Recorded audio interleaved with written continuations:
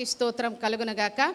మరి బైబిల్లో చూసినట్లయితే పరిశుద్ధ గ్రంథములో మరి బైబిల్ ఎందరో మరి 40 దినాలు ఉపవాస ప్రార్థనలు చేశారు. మొదట చేసిన వాళ్ళు మోషే. హల్లెలూయా, దేవుని నామానికి స్తోత్రం కలుగునగాక. మోషే 40 దినాలు దేవుని సన్నిధానంలో ఉపవాసం ఉండి సీనాయి కొండ దగ్గర ఆయన వెళ్ళి దేవుని సన్నిధానంలో కనిపెట్టి ప్రార్థన చేస్తూ ఉన్నాడు. చూడండి, నిర్గమకాండము 34వ అధ్యాయము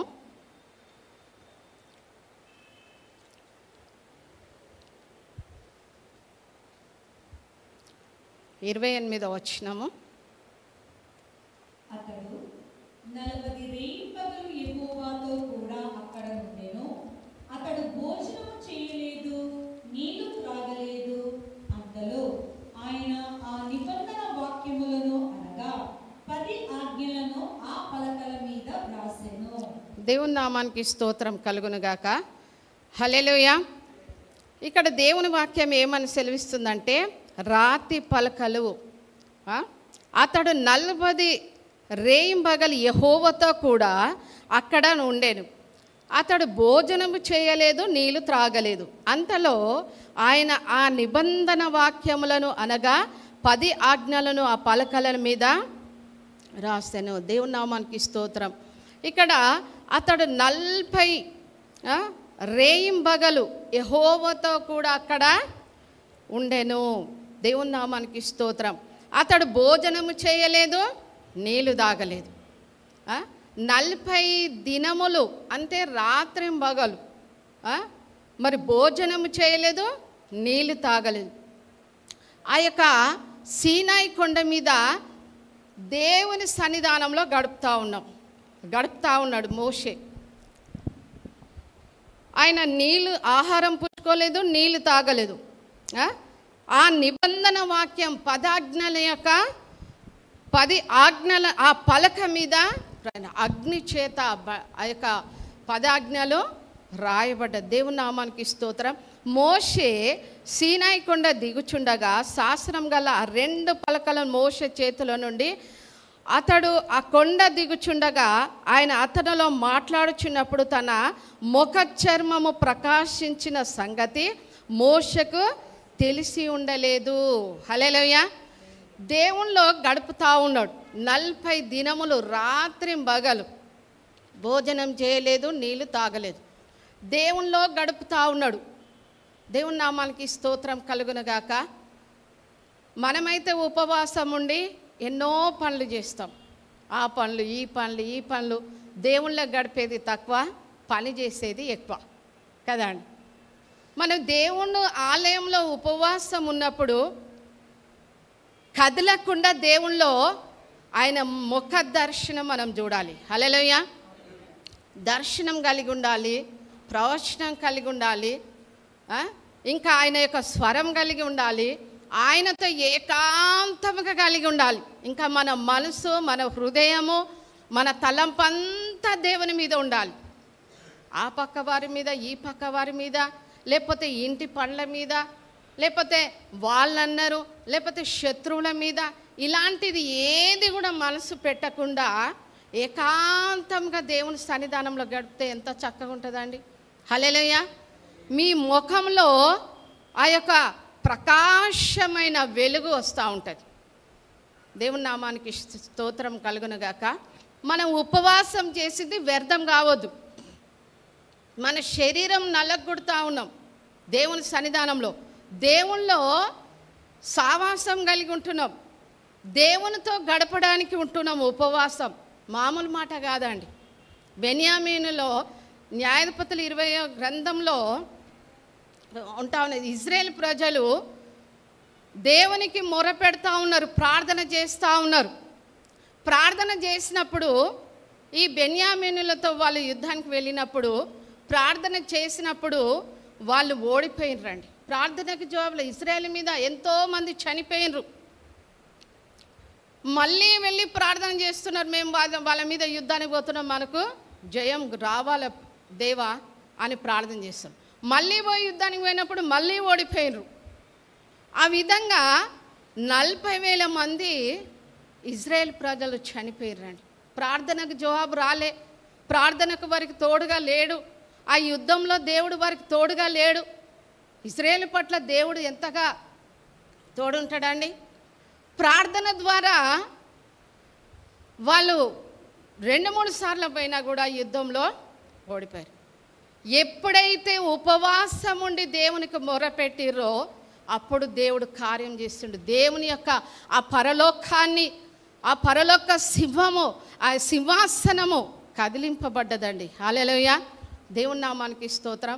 ఉపవాస ప్రార్థనలో అంత శక్తి ఉంటుంది, అంత బలం ఉంటుంది, అంత దేవుడు అద్భుత కార్యాలు చేస్తాడు. మోషే కూడా ఇక్కడ మరి ఆయన ముఖం అంట ప్రకాశించిన సంగతి మోషకు తెలియలేదు. హల్లెలూయా, ఆయన ఉపవాసం ఉండి రాత్రింబగలు 40 దినాలు భోజనం చేయకుండా, నీళ్లు తాగకుండా ఆ సీనాయి కొండ మీద దేవునిలో ఏకంగా ప్రార్థన చేస్తూ ఉన్నాడండి, గడుపుతూ ఉన్నాడు.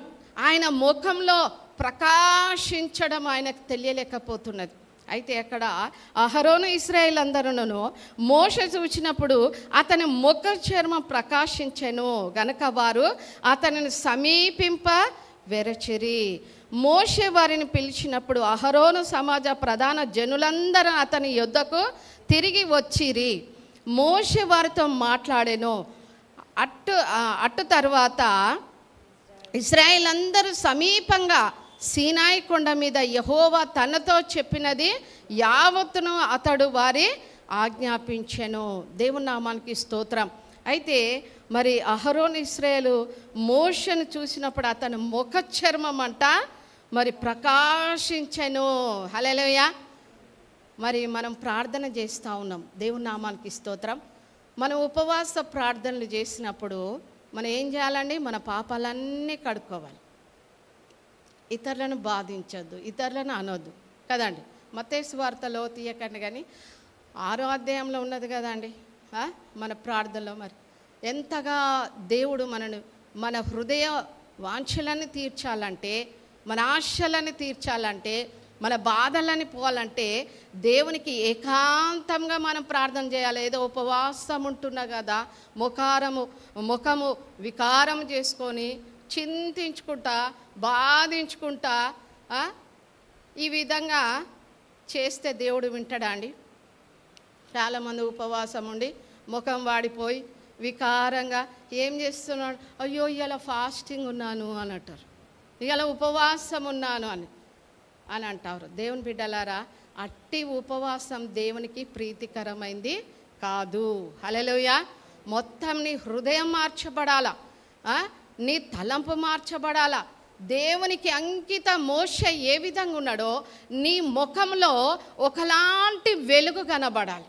నీ మాట మారిపోవాలి, నీ చూపు మారిపోవాలి, నీ ప్రవర్తన మారిపోవాలి, దేవుళ్ళో మొత్తం లీనమై కావాలి. హల్లెలూయా.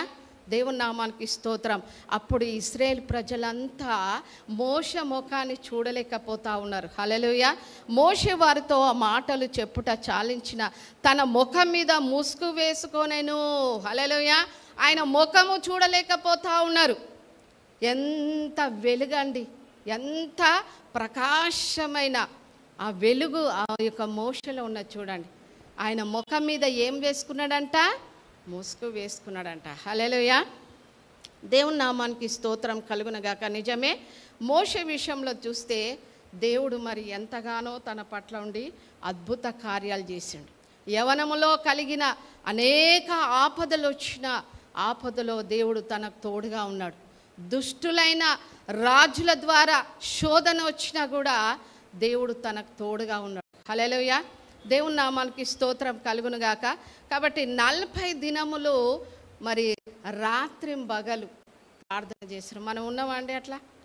ఒక 2 గంటలు ఇక్కడ కూర్చోడానికి ఎంత కాళ్ళ నొప్పులు, నడుము నొప్పులు, అటుగదులుడు ఇటుగదులుడు కదండి. కానీ మోషే ఏకాంతంగా గడిపిండండి. ఏకాంతంగా దేవుని నామానికి స్తోత్రం. హల్లెలూయా. కాబట్టి మోషే పట్ల దేవుడు తోడుగా ఉన్నాడు. హల్లెలూయా. దేవుడు తోడుగా ఉండి ఐగుప్తులో మరి ఎంతగానో తనకు తోడుగా ఉన్నాడు. తనకు తోడుగా అహరోనిచ్చిండు, తనకు తోడుగా మిరియంనిచ్చిండు. ఇశ్రాయేలు ప్రజలు వారి యొక్క బానిసత్వము, వారి యొక్క మొరలు వినడానికి దేవుడు మరి ఆయన తప్పించుకున్నా కూడా, మోషే పారిపోయినా కూడా మోషేను పట్టుకొని మరి ఐగుప్తుకి తీసుకొని వెళ్ళి ఆ ప్రజల మధ్యలో మోషేను వాడుకున్నాడండి. హల్లెలూయా. దేవుని నామానికి స్తోత్రం కలుగును గాక. 10 తెగుళ్ళు వచ్చినా కూడా, ఎన్ని వచ్చినా కూడా దేవుడు తనకు తోడుగా ఉన్నాడు. ఎర్ర సముద్రం పాయలైపోయింది ఆయన ప్రార్థన చేస్తారు. చూడండి, అలాంటి సమస్యలు, అలాంటి తెగుళ్ళు, అలాంటి యొక్క మరి బాధకరమైన తెగుళ్ళు ఎవరి గృహాలలో ఉన్నాయో, ఎవరి కుటుంబాలలో ఉన్నాయో దేవుడు ఈరోజు మోషే ద్వారా మనతో మాట్లాడుతున్నాడు. హల్లెలూయా. దేవుడు మోషకి ఏ విధంగా తోడున్నాడో ఆ విధంగా మనకు కూడా తోడుగా ఉండాలి. అనేకమైన ప్రజలకు కూడా ఆయన మరి రొట్టెలు ఆహారంగా పంచిపెట్టినట్టుగా చూస్తూ ఉన్నాం. ఇశ్రాయేలు ప్రజలకు 6 లక్షల మందికి దేవుని నామానికి స్తోత్రం. మరి మోషే మీద కూడా నిజమే ఆ యొక్క సనుగుడు గునుగుడు ఉన్నదండి. హల్లెలూయా. ఒకసారి చూసుకుందాం వాక్యము 34వ అధ్యాయము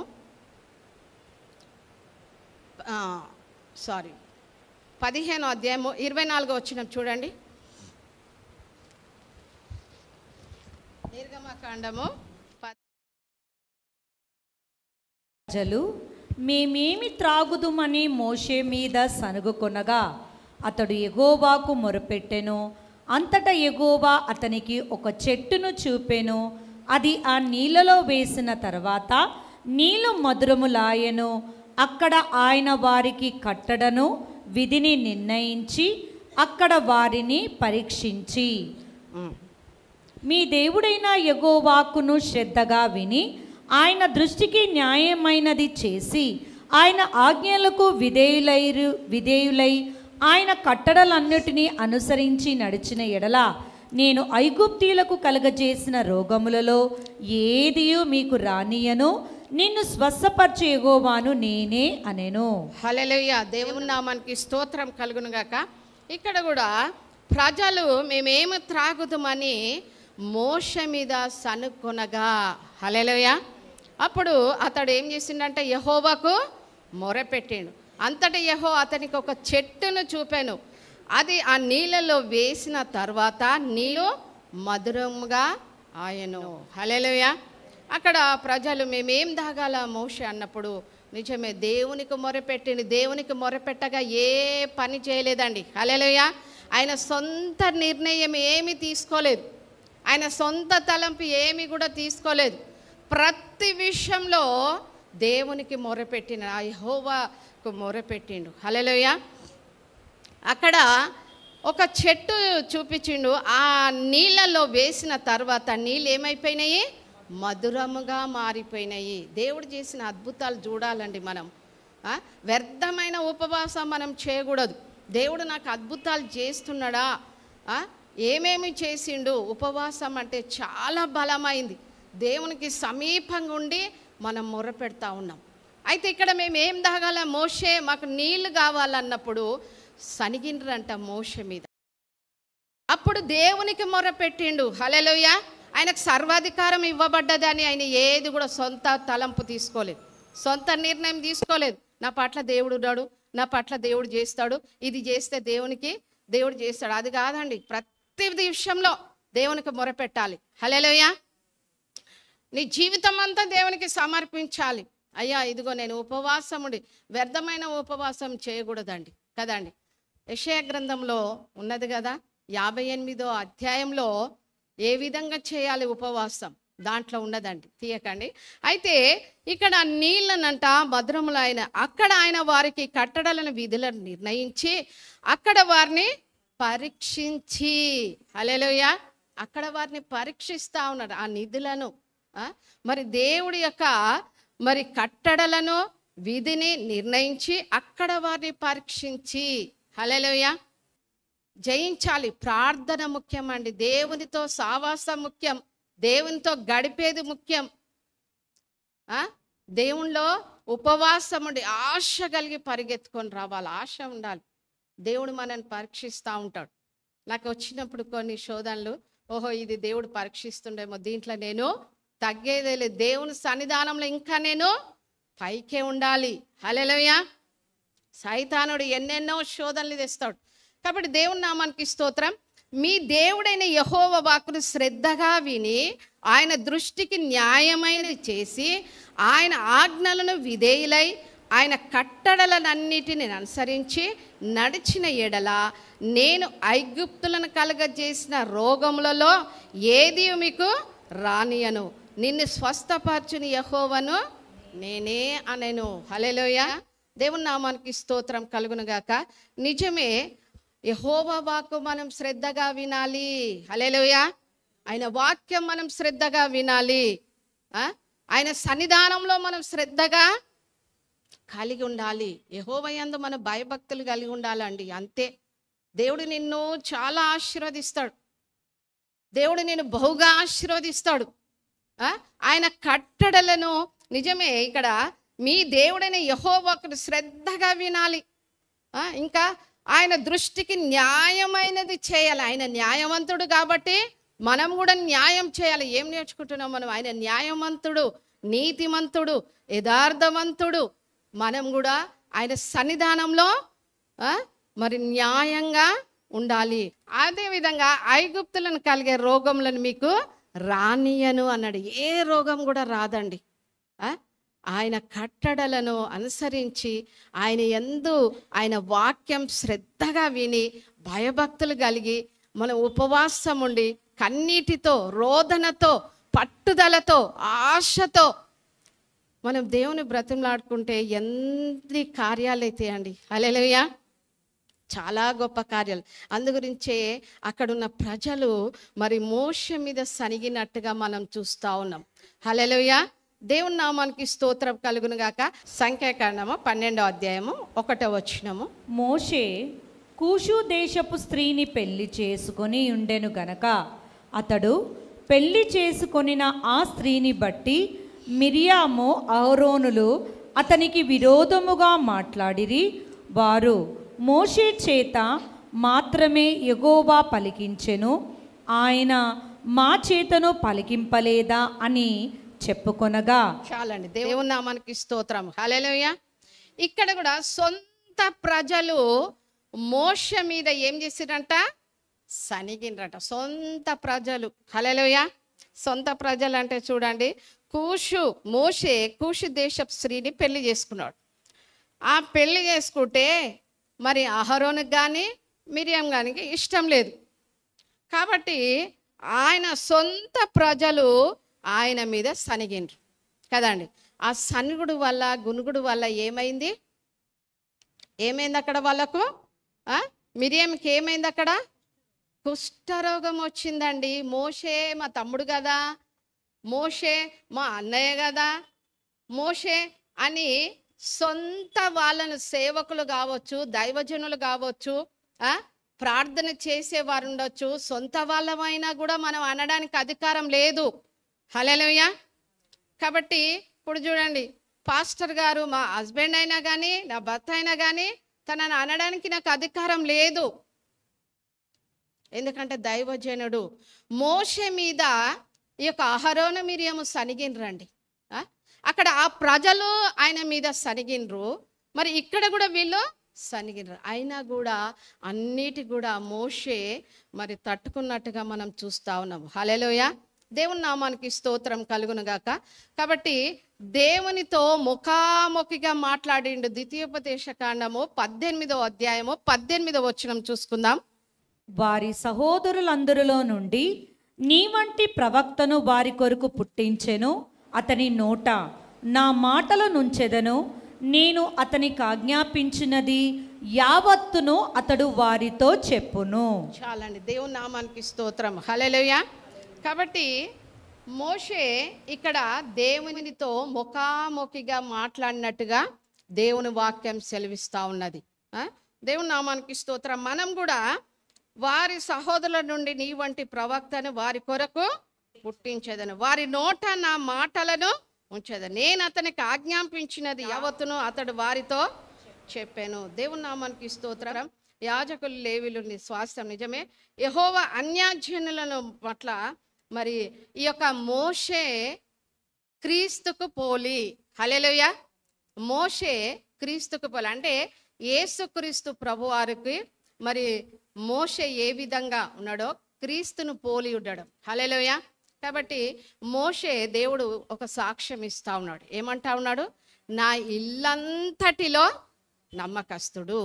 ముఖాముఖిగా దేవునితో మాట్లాడుతున్నాడు. ఉపవాసం ఉన్నప్పుడు దర్శనం చూడాలి, ఉపవాసం ఉన్నప్పుడు కలలు రావాలి, ఉపవాసం ఉన్నప్పుడు దేవుడు నీతో మాట్లాడాలి, దేవునితో నీతో మాట్లాడాలి. ఉపవాసంలో ఉన్నప్పుడు ఎంత భక్తి, ఎంత మర్యాద, ఎంత విధేయత, ఎంత దేవుని సన్నిధానంలో ఉండడం. ఏం ఉపవాసం చేస్తున్నాం? కోపము, తాపము, పగలు, ఈర్ష్యలు, కక్షలు, పగలు తీర్చుకోవాలి. ఇది కాదండి, ఇది అస్సలైన ఉపవాసం కాదు. దేవునితో ముఖాముఖిగా మనం మాట్లాడాలి, దేవుని సన్నిధానంలో మనం గడపాలి. అప్పుడు దేవుడు అద్భుత కార్యం చేస్తాడు. దేవుని నామానికి స్తోత్రం.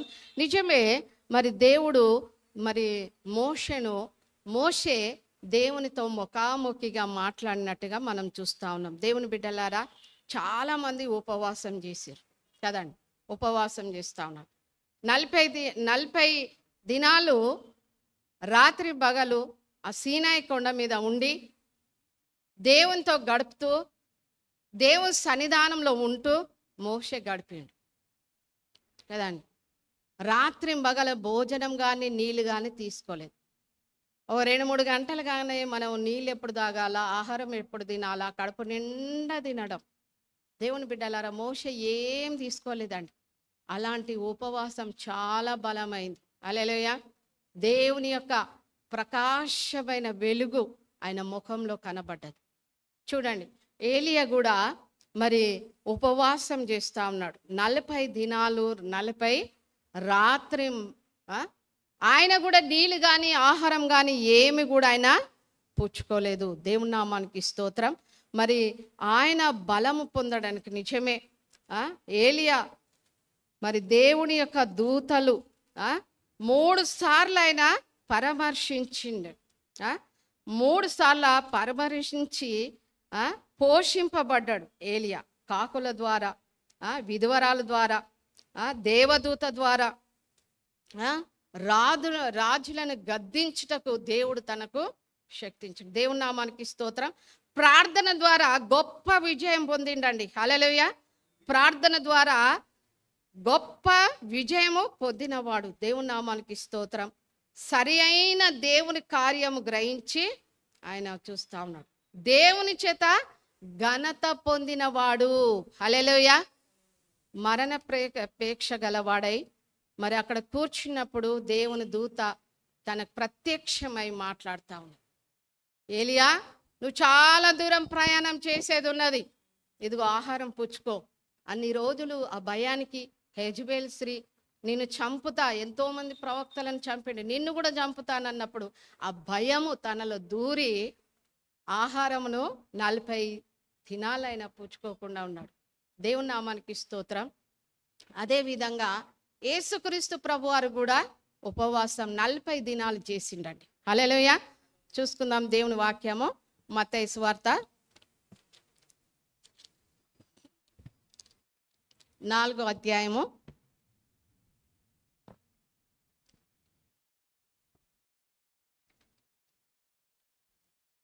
1వ వచనం చూసుకుందాం. అప్పుడు యేసు అపవాది చేత శోధింపబడుటకు ఆత్మ వలన అరణ్యమునకు కొనిపోబడెను. 40 దినములు 40 రాత్రులు ఉపవాసముండిన పిమ్మట ఆయన ఆకలిగొనగా ఆ శోధకుడు ఆయన యొద్దకు వచ్చి, నీవు దేవుని కుమారుడవైతే ఈ రాళ్లను రొట్టెలగునట్లు ఆజ్ఞాపించుమనెను. చాలండి. దేవుని నామానికి స్తోత్రం. హల్లెలూయా. మరి యేసుక్రీస్తు సాతాను చేత ఏం చేస్తాను? శోధింపబడుట. ఒంటరిగా ఆయన మరి యేసయ్య గడుపుతా ఉన్నాడు అరణ్యంలో. హల్లెలూయా. ఆయన కూడా భోజనం చేయలేదు, నీళ్లు తాగలేదు. యేసుక్రీస్తు ప్రభువారు యేసు బాప్టిజం పొందిన యోహాను చేత బాప్టిజం తీసుకొని వెంటనే నీళ్ళ నుండి ఒడ్డునకు వచ్చాడు. ఇదిగో ఆకాశం తెరవబడి దేవుని ఆత్మ పావురం వల్ల దిగి తన మీదికి వచ్చుట చూచాను. మరి ఇదిగో ఈయనే నా ప్రియ కుమారుడు, ఆకాశం నుండి వచ్చాను, ఈయనే నా ప్రియ కుమారుడు. బాప్టిజం పొందిన వెంటనే ఏం పొందాలండి? పరిశుద్ధాత్మ. హల్లెలూయా. పరిశుద్ధాత్మ లేనిది ఏ కార్యాలు మనం చేయలేం. పరిశుద్ధాత్మ దేవుడు నీ హృదయంలో ఉంటే అన్ని పరిశుద్ధాత్మ దేవుడే నడిపిస్తాడు. హల్లెలూయా. ఆ పరిశుద్ధాత్మ దేవుడే నిన్ను నడిపిస్తాడు. నీ శరీరమే కానీ నీ ఆత్మనే కానీ ఆ పరిశుద్ధాత్మ దేవునికి మనము ఈయనే నా ప్రియ కుమారుడని ఆకాశం నుండి ఒక స్వరం వినబడ్డది. హల్లెలూయా. పరిశుద్ధాత్మ పొందిండు. 40 దినాలు ఉపవాసం ఉన్నాడు, బాప్టిజం తీసుకున్నాడు, పరిశుద్ధాత్మ పొందిండు, పరిశుద్ధాత్మ తన మీదకి వచ్చింది, మళ్ళీ ఉపవాసం చేస్తూ ఉన్నాడు. ఎందుకు చేసిండండి? ఆయన కూడా మనలాంటి మనుషుడే. హల్లెలూయా. మానవ రీతిగా ఈ లోకానికి వచ్చిండు కనుక ఉపవాస ప్రార్థనలో ఎంతో శక్తి ఉన్నది. ఆ శక్తి పొందాలని ఆ యేసుక్రీస్తు ప్రభువారు మరి ఆయన అంటే దైవ చిత్త ప్రకారంగానే మరి పరిశుద్ధాత్మ నడిపింపు క్రీస్తు ఆయన సమర్పించుకున్న అంటే సాతానుడు తనను శోధించడానికి నడిపింపబడ్డాడు. హల్లెలూయా. యేసు అపవాది చేత శోధింపబడతా ఉన్నాడు. అప్పుడు యేసు అపవాది చేత శోధింపబడుట ఆత్మ వలన అరణ్యమునకు కొనబడి. ఇక్కడ 3 విషయాలు మనం చూస్తున్నామండి. 3 విషయాలు దేంట్లో 40 దినములలో 40 రాత్రులు ఉపవాసం ఉండే పిమ్మట ఆయన ఆకలి గొనగా, ఎందుకంటే మనలాంటి మనుషుడే కదండి. 40 దినాలు రాత్రి పగలు ఆహారం లేదు, నీళ్ళు లేవు, ఏమి లేవు. అరణ్యంలో ఏముంటుందండి? ఏమి లేదు. ఒంటరిగా ఆ తండ్రికి మొర పెడతా ఉన్నాడు, గడుపుతా ఉన్నాడు. హల్లెలూయా. మనమల్ల ఇక్కడ సావాసం కలిగి అందరము ఏకం కలిగి ప్రార్థన చేస్తూ ఉన్నాం. ఇట్లా ఒంటరిగా గడుపుతా ఉన్నాడు. మోషే కూడా ఒంటరిగా గడిపిండు. ఇక్కడ మరి ఏలియా కూడా ఒంటరిగానే ఆయన గడిపిండు. మరి ఇక్కడ యేసుక్రీస్తు ప్రభువారు కూడా అరణ్యముల చేత అపవాది చేత అరణ్యంలో కొనిపోబడగా అక్కడ ఏమంటా ఉన్నాడు శోధకుడు? ఆయన యొద్దకు వచ్చి నీవు దేవుని కుమారుడవైతే ఈ రాళ్ళను రొట్టెలాగునట్టు ఆజ్ఞాపించు అంటా ఉన్నాడు. హల్లెలూయా. ఆజ్ఞాపించు మనను. మరి యేసుక్రీస్తు ప్రభు ఏమంటా ఉన్నారండి? అందుకైన మనుష్యుడు రొట్టె వలన మాత్రం కాదు కానీ దేవుని నోట నుండి వచ్చు ప్రతి మాట వలన జీవించును అని వ్రాయబడి ఉన్నదనను. హల్లెలూయా. దైవాత్మ కలిగిన క్రీస్తు సాతాను చేత సవాల్ చేస్తూ ఉన్నాడు. హల్లెలూయా. ఆత్మీయ యుద్ధాలు, ఆత్మ సంబంధమైన జీవము. హల్లెలూయా. ఆత్మీయ ఆహారము. దేవుని నామానికి స్తోత్రం. ఈ రాళ్ళను రొట్టెలాగునట్లుగా నువ్వు ఆజ్ఞాపించుమనేను. దేవుని నామానికి స్తోత్రం. సైతానుడు చూడండి, ఆయన ఆకలిగొని ఉండడం చూసింది కదా, ఈ రాళ్ళను రొట్టెలు చేసుకొని తిను అని అంటా ఉంది. దేవుని నామానికి స్తోత్రం కలుగును గాక. హల్లెలూయా. ఇంకోటి ఇక్కడ అంటే అక్కడ దేవుని మరి దేవుని నోట నుండి వచ్చిన ప్రతి మాట వలన జీవించును. హల్లెలూయా. దేవుని నామానికి స్తోత్రం. ప్రార్థనలో వాక్యంలో దేవునిలో ఉంటే ఏ ఆకలి కాదు, ఏ దాహం కాదు. ప్రార్థన లేకుండా కొంతమంది ఉంటారు, సావాసం లేకుండా కొంతమంది ఉంటారు, ఏదో వస్తున్నాము అన్నట్టు. దేవుని బిడ్డలారా, మనం అందరం ఎందుకు వస్తున్నాము? మా దగ్గరకు వస్తున్నారా? ఎవరి దగ్గరికి వస్తున్నారు? దేవుని దగ్గరకు వస్తున్నారు. హల్లెలూయా. దేవుడు ఇచ్చే దీవెనలు పొందడానికి, దేవుడు ఆశీర్వదించాలి, మన కార్యాలు దేవుడు చేయాలి, మనకున్న మరి ప్రతి సమస్యలు దేవుడు తీర్చాలనే కదండి. మన సమస్త భారం దేవుని మీద వేయాలి. అంతే. దేవా ఇగో నువ్వు చూసుకో, అంతే. అది మనం మోయలేము, మనకు భారం అది. అందు గురించి దేవుని మీద వేసేయాలి. హల్లెలూయా. అక్కడ దేవుని మాట వల్లనే జీవించును. నీకు ఆహారం లేకున్నా పర్వాలేదు, దేవుని మాట, దేవుని వాక్యము, దేవుని ప్రార్థన, దేవుని సావాసం ఉంటే నువ్వు జీవిస్తావండి, నువ్వు బ్రతుకుతావు, నీకు ఎలాంటి సమస్యలు రావు. ఇక్కడ ఇంకోటి, అంతటా అపవాది పరిశుద్ధ పట్టణమునకు ఆయనతో తీసుకొని పోయి దేవాలయ శిఖరమున ఆయనను నిలవబెట్టి, నీవు దేవుని కుమారుడవైతే క్రిందికి దూకుము, ఆయన నిన్ను గూర్చి తన దూతలకు ఆజ్ఞాపించును, నీ పాదం ఎప్పుడైనాను రాతికి తగలకుండా వారు నిన్ను చేతులతో ఎత్తుకొందురు అని వ్రాయబడి ఉన్నదని ఆయనతో చెప్పాను. హల్లెలూయా. రెండవదండి ఇది, ఆయన ఏం చేస్తా ఉన్నాడు? రెండవది, నీవు దేవుని కుమారుడవైతే కిందికి దూకము. దేవుని దూతలు ఉన్నాయి కదా నిన్ను పట్టుకుంటాయి అని సాతాన్ గాడు ఏం చేస్తా ఉన్నాడు?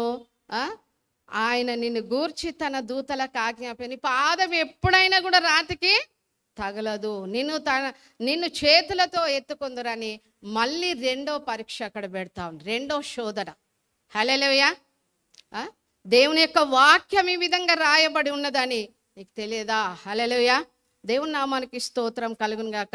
దైవాత్మనకు క్రీస్తు మరి అక్కడ ఉంటా ఉన్నాడు. దేవుని నామానికి స్తోత్రం. మరి అక్కడ కూడా వాడు ఓడిపోయినట్టుగా చూస్తూ ఉంటాం. హల్లెలూయా. ఆ శోధనను కూడా ఎదిరించిండు దేవుడు. హల్లెలూయా. కాబట్టి మూడోది చూడండి, మూడోది, మరల అపవాది బిగుల ఎత్తైన ఒక కొండ మీదికి ఆయనను తోడుకొని పోయి ఈ లోక రాజ్యములన్నిటినీ వాటి మహిమను ఆయనకు చూపి, నువ్వు సాగిలపడి నమస్కారము చేసిన ఎడల వీటిని అన్నిటినీ నీకు ఇచ్చేదనని ఆయనతో చెప్పగా. చూడండి మళ్ళీ ఏం చేసింది? మరల ఎత్తైన కొండ మీదకి ఆయన తీసుకొని పోయింది, ఈ లోక రాజ్యాలన్నీ వాటి మహిమను ఆయనకు చూపిస్తుంది, లోకాన్ని చూపిస్తా ఉన్నది. హల్లెలూయా. లోకాన్ని, దేవుని నామానికి స్తోత్రం. ఉపవాసం ఉన్నా ఏదున్నా లోకమును చూస్తూ ఉంటారు, లోక ఆశలు చూస్తూ ఉంటారు, లోకంలోనే అన్నీ చూస్తూ ఉంటారు. దేవుని బిడ్డలారా, మరి లోకాన్ని మనం చూడడానికి వీల్లేదు, ప్రభును చూడాలి. హల్లెలూయా. లోక రాజ్యాలన్నీ ఆ మహిమనంతా దేవుణ్ణి యేసయ్యను ఎత్తైన కొండ మీదకి తీసుకుపోయి ఆ లోక రాజ్యాలన్నీ లోక మహిమనంతా చూపిస్తూ ఉన్నదంట. చూడండి, ఈ భూమి ఆయన పాదపీఠం. హల్లెలూయా. ఏ లోకాశలకైనా లొంగలేదు. మహిమగల దేవుడు, పరిశుద్ధమైన దేవుడు. సాతాన్ గాడు వచ్చి మనని పరీక్షిస్తూ ఉంటుంది.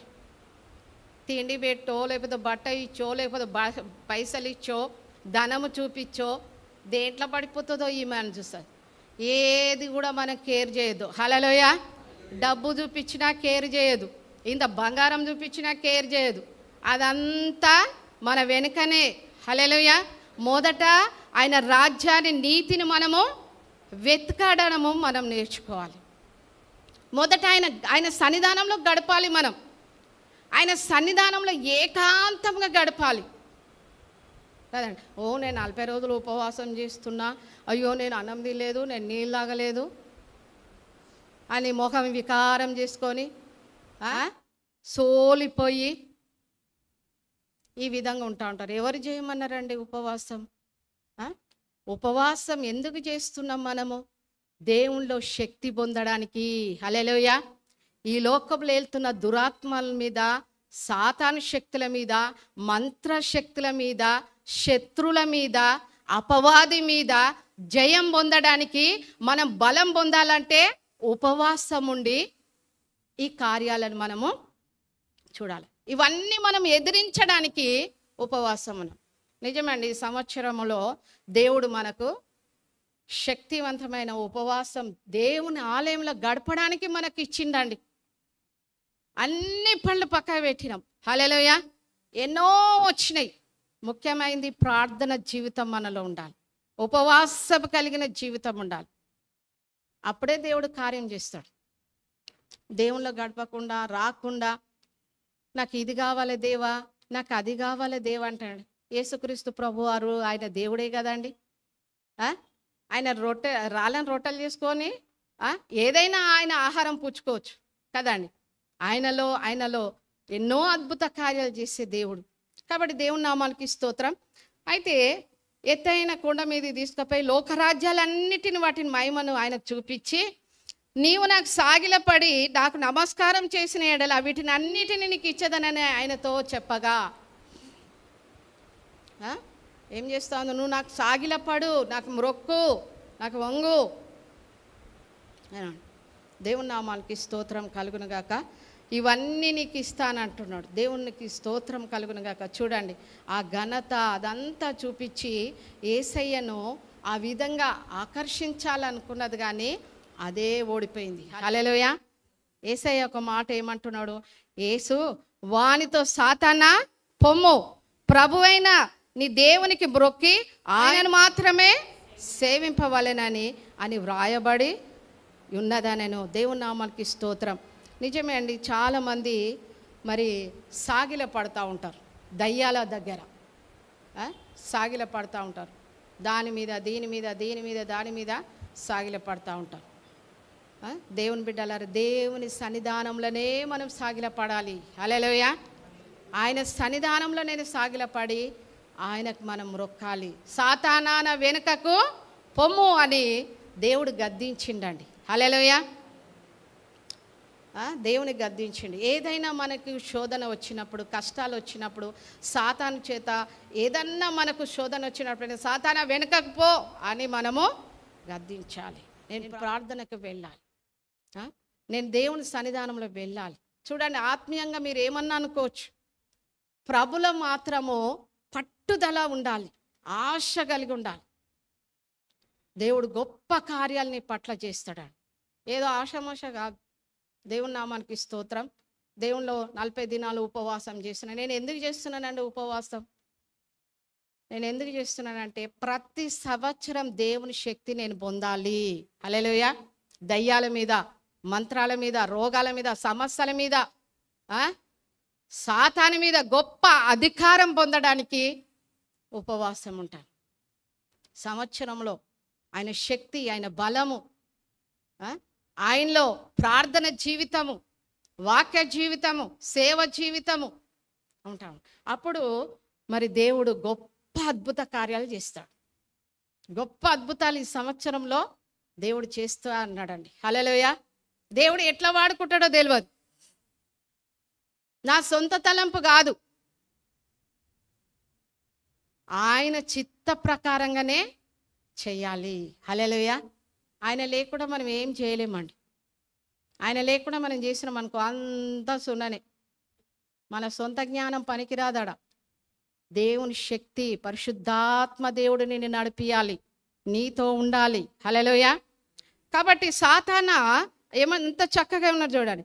అపవాది ఆయనని యేసు వానితో, సాతానా పొమ్ము, ప్రభు అయినని దేవుణ్ణి మ్రొక్కి ఆయనను మాత్రమే సేవించాలి. దేవుణ్ణి నేను సేవించాలా, ఆయనకు మాత్రం మ్రొక్కి, యేసయ్యకు మ్రొక్కి ఆయనను మాత్రమే సేవింపవలెనని రాయబడి ఉన్నదనెను.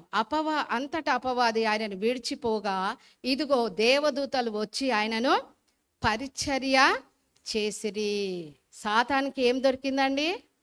ఓటమి కలిగింది. హల్లెలూయా. సాతానుడు ఓడిపోయిండు. 40 దినాలు మనం చేసినాం.